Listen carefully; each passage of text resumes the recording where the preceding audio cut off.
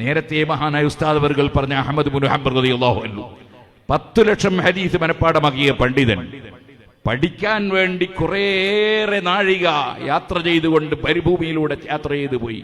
ഒരു മഹാപണ്ഡിതനായ ഹാഫിദിന്റെ അടുത്തെത്തി ഖുർആനും ഹദീസും മനപ്പാടമാക്കിയ മഹാൻ.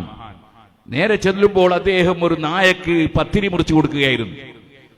അഹ്മദ് ഇബ്നു ഹംബൽ റളിയല്ലാഹു അൻഹു അസ്സലാമു അലൈക്കും. വഅലൈക്കും അസ്സലാം. പിന്നെ കൂടുതലൊന്നും സംസാരിച്ചില്ല. ആ നായക്ക് ഇങ്ങനെ പത്തിരി മുറിച്ചിട്ട് കൊടുക്കൊണ്ടിരിക്കുകയാണ്. അഹ്മദ് ഇബ്നു ഹംബൽ തങ്ങളുടെ മനസ്സിലൊരു ചെറിയ വിഷമം. ഇത്രയും നാഴിക അകലെ നിന്ന് ഇത്രയും വിഷയങ്ങൾ പഠിച്ച് മനസ്സിലാക്കി ഇനിയും പഠിക്കാൻ വന്ന എന്നെ വേണ്ടതുപോലെ പരിഗണിച്ചില്ലല്ലോ. അഹ്മദ് ഇബ്നു ഹംബൽ റളിയല്ലാഹു അൻഹുവിനെ ആ പണ്ഡിതൻ വിളിച്ചു. യാ അഹ്മദ്, അഹ്മദേ, നിങ്ങൾ എന്റെ പേരിൽ തെറ്റിദ്ധരിക്കരുത്. ഞാൻ ഇവിടെ ചെയ്തുകൊണ്ടിരിക്കുന്ന ഒരു കാര്യം, അർളുനാ ഹാദിഹി ലൈസ ഫീഹാ കിലാബ്, ഈ പ്രദേശത്ത് ഒറ്റ നായയില്ലാത്തൊരു പ്രദേശമാണ്. ഇവിടെ ഒരു ഒറ്റപ്പെട്ട നായ എത്തിപ്പെട്ടു. അതിന് ഭക്ഷണം കിട്ടിയിട്ടില്ലെന്ന് ഞാൻ മനസ്സിലാക്കി. അതിന് ഞാൻ പത്തിരി മുറിച്ചു കൊടുക്കുമ്പോഴാണ് നിങ്ങൾ എത്തിയത്. നിങ്ങൾ വന്നപ്പോ നിങ്ങളെ പരിഗണിച്ച് ആ നായയെ ഞാൻ അവഗണിച്ചാൽ ലോകസട്ടാവായ പടച്ചവന്റെ അടുക്കൽ എന്റെ ആഗ്രഹം മുറിഞ്ഞു പോകുമോ എന്ന് ഞാൻ ഭയപ്പെട്ടു. കാരണം മുഹമ്മദ് നബി സല്ലല്ലാഹു അലൈഹി വസല്ലം പഠിപ്പിച്ചിട്ടുണ്ട്, അതേ അവിടുന്ന് അറിയിച്ചിട്ടുണ്ട്, അങ്ങനെ ഒരു ഹദീസ് എനിക്ക് ലഭിച്ചിട്ടുണ്ട്.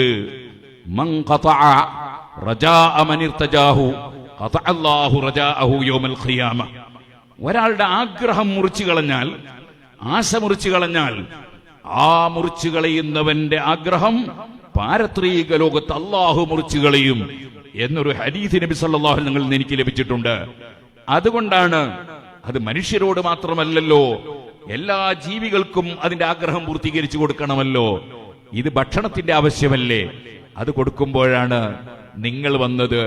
അത് ഞാൻ നിർത്തിയാൽ ഈ മൃഗത്തിന്റെ, ഈ നായയുടെ ആഗ്രഹം മുറിച്ചതിന്റെ പേരിൽ എന്റെ ആഗ്രഹം പടച്ചവൻ മുറിച്ചു കളയുമെന്ന് ഞാൻ ഭയപ്പെട്ടു. അഹ്മദ് ഇബ്നു ഹംബൽ റളിയല്ലാഹു അൻഹു പറഞ്ഞു, എത്ര നാഴിക അകലെ നിന്ന് വന്നാൽ എന്താണ്, ഈ എത്ര കഷ്ടപ്പെട്ടാൽ എന്താണ്, ഈ ഒരൊറ്റ ഹദീസ് മതി എന്റെ എല്ലാ അധ്വാനവും മുതലാകാൻ എന്ന് അഹ്മദ് ഇബ്നു ഹംബൽ റളിയല്ലാഹു അൻഹു പറഞ്ഞു. സുഹൃത്തുക്കളെ, വിദ്യാഭ്യാസമാണ്, അറിവാണ്, സംസ്കാരമാണ്, അതേ മനുഷ്യന് മനുഷ്യത്വമാണ്, മനുഷ്യനെ ചേർത്ത് പിടിക്കാനുള്ള ആശയങ്ങളാണ് മനുഷ്യനാവശ്യം. അത് പ്രചരിപ്പിക്കുകയാണ് നമ്മുടെ ഈ കേരള യാത്രയുടെ മർമ്മപ്രധാനമായ ലക്ഷ്യം.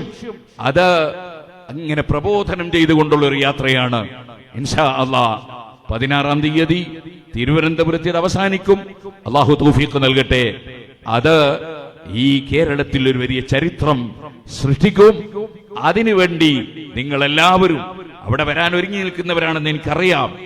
അതേ, നിങ്ങളെല്ലാവരെയും അവിടേക്കും ക്ഷണിച്ചുകൊണ്ട് എല്ലാവിധ സന്തോഷങ്ങളും അഭിനന്ദനങ്ങളും ഇവിടെയുള്ള നേതാക്കൾക്കും പ്രവർത്തകർക്കും, ഞങ്ങളെ ഇവിടെ സ്വീകരിച്ച മുസ്ലിം അമുസ്ലിം ഭേദമന്യേ സ്വീകരിച്ച എല്ലാവർക്കും പ്രത്യേകം നന്ദി രേഖപ്പെടുത്തി ഞാൻ എന്റെ വാക്കുകൾ അവസാനിപ്പിക്കുന്നു. അല്ലാഹുവേ, മഹാനായ ശൈഖുനാ ഉസ്താദ് അവറുകൾക്കും ഞങ്ങളുടെ സർവ്വ നേതാക്കൾക്കും പ്രവർത്തകർക്കും സഹായികൾക്കും സഹകാരികൾക്കും വിദേശത്തുള്ള ICF-ന്റെ പ്രവർത്തകർക്കും അതേ RC-യുടെ പ്രവർത്തകർക്കും നാട്ടിലുള്ള പ്രവർത്തകർക്കും എല്ലാ സഹായികൾക്കും സഹകാരികൾക്കും എല്ലാ മതങ്ങളിലുള്ളവർക്കും നീ നന്മ നൽകണം റഹ്മാനെ.